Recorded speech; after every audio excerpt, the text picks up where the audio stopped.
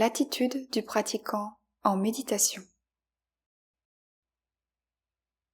Que nous ayons de l'expérience en méditation ou non, il est essentiel de faire preuve d'humilité, que ce soit envers nous-mêmes ou envers nos compagnons de méditation.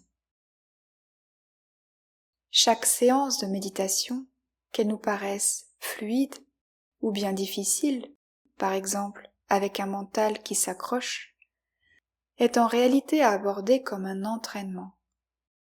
Chaque séance est une nouvelle opportunité pour nous de nous connecter à nous-mêmes, d'apprendre et d'évoluer. Et nous devons savoir que c'est tout à fait normal si des difficultés apparaissent, avec peut-être de l'inconfort, des résistances, des doutes, des peurs. Cela fait partie du chemin. Soyons simplement doux, compatissants envers nous-mêmes.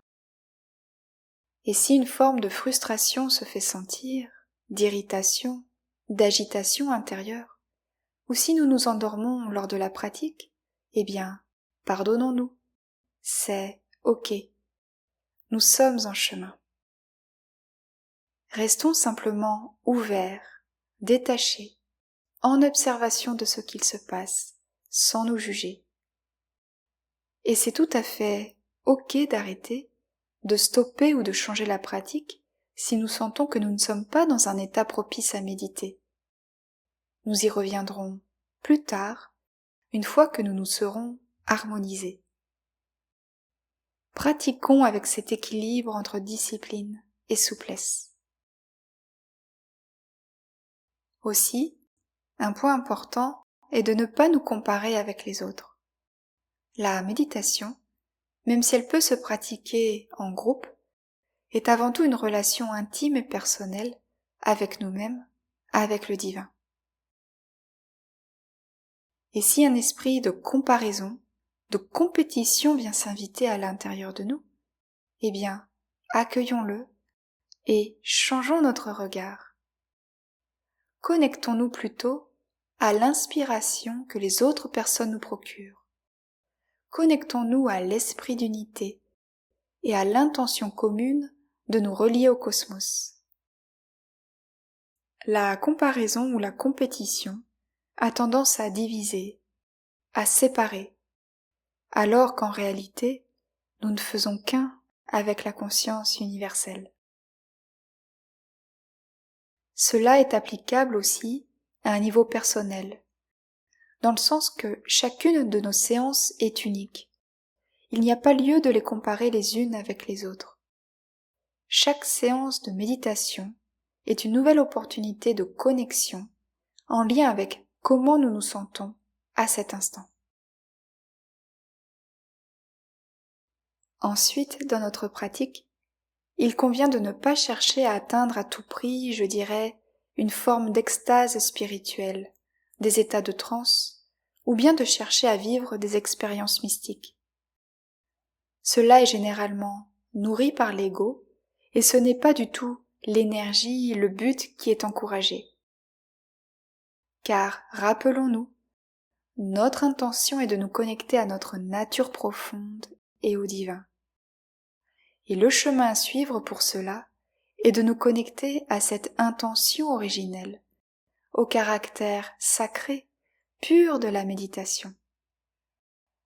Nous méditons pour nous connecter à notre temple intérieur, à notre sanctuaire sacré, au divin, et c'est avec révérence, respect, connecté à l'amour dans notre cœur que nous sommes invités à pratiquer. Et enfin, ne cherchons pas à aller trop vite.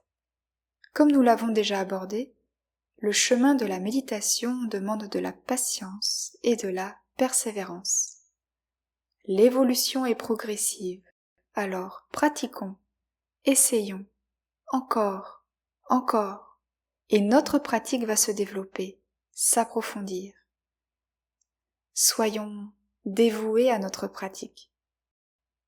Et ce qui sera source d'évolution pour nous, ce ne sera pas tant la technique, mais ce sera avant tout lié à l'énergie d'amour avec laquelle nous pratiquons, c'est-à-dire la qualité de la vibration que nous émettons.